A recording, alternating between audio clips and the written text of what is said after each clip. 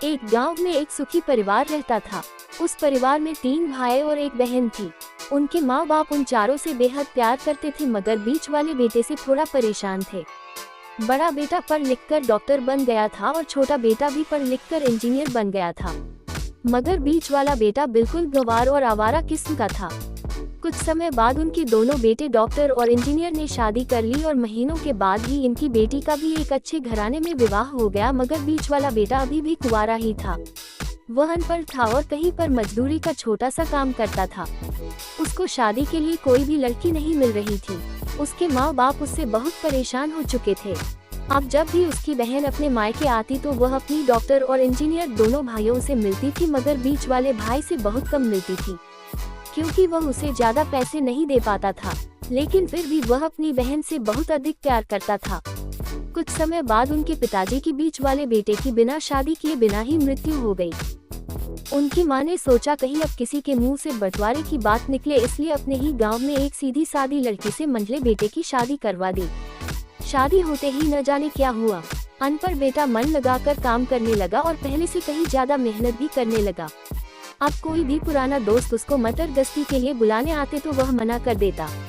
एक दिन उसके डॉक्टर और इंजीनियर भाई ने सोचा कि यह तो गंवार और अनपढ़ है, हम इससे कहीं ज्यादा पैसे कमा लेते हैं, इसलिए अब हमें बंटवारा कर लेना चाहिए। माँ के लाख मना करने के बाद भी दोनों बेटों ने बंटवारे की तारीख तय कर दी और उन्होंने अपनी बहन को भी बुला लिया। तभी उनका गंवार भाई कहता है कि तुम लोग बंटवारा कर लो, मुझे जो बचे वो दे देना या ना देना, मैं शाम को आकर अंगूठा लगा दूंगा।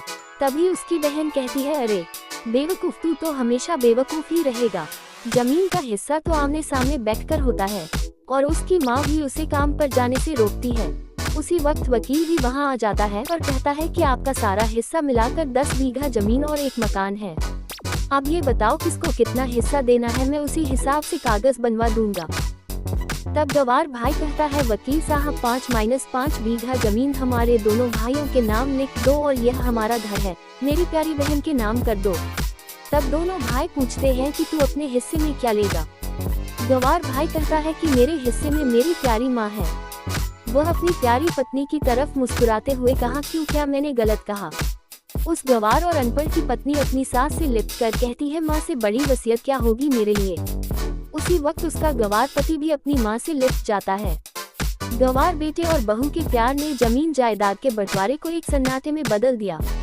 तभी बहन अपने गंवार भाई के गले लगकर लिपट कर रोते हुए कहती है कि माफ कर दो भैया, मैं आपको सम्मान नहीं दे सकी।